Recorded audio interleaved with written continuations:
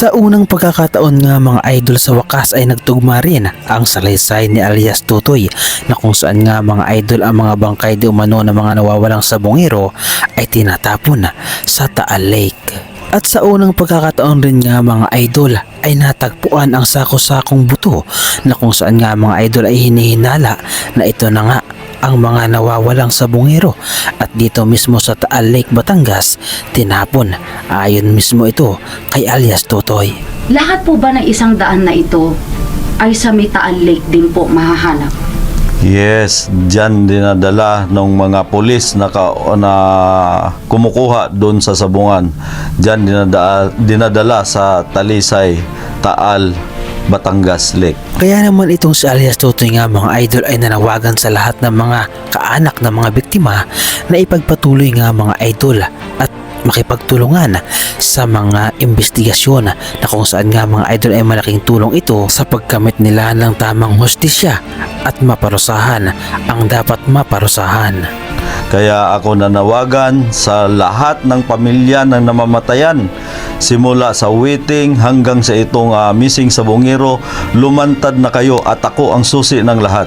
Totoo nga mga idol, at walang halong kasinungalingan ang lahat ng salaysay ni alias Tutoy, na kung saan nga mga idol ay nagpapatotoo ang mga buto na ito na natagpuan sa Taal Lake. Dahil ayon nga mga idol sa GMA News, ang mga buto na ito nga mga idol ay ngayon lamang at kapapasok lamang na balita. Kapapasok lang po na balita, may na-recover pong sako ng mga buto sa gilid ng Taal Lake sa gitna ng paghahanap sa mga labi ng mga nawawalang sabongero.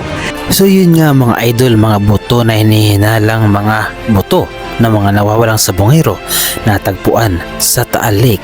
Bagamat wala pang kumpirmado mga idol na ito ay sa mga sabongero, subalit ayon nga mga idol sa salaysay ni alias Tutoy, ang mga buto na ito ay malaking patotoo sa mga salaysay niya, at ito nga mga idol ay maaaring suriin upang mapatunayan nga mga idol na ito ay sa mga nawawalang sabongero.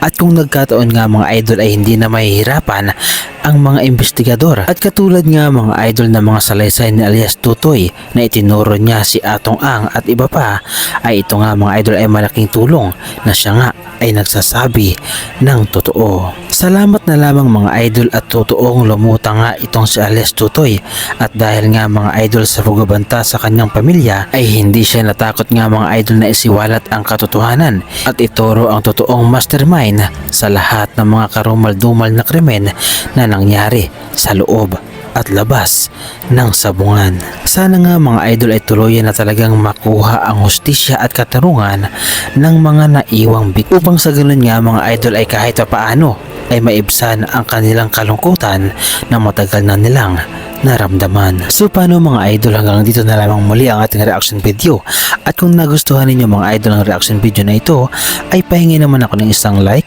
subscribe, at kung pwede ay pakapindot na rin ang ating notification bell button para updated pa kayo sa lahat ng ating mga reaction video na katulad nito. Maraming salamat mga idol.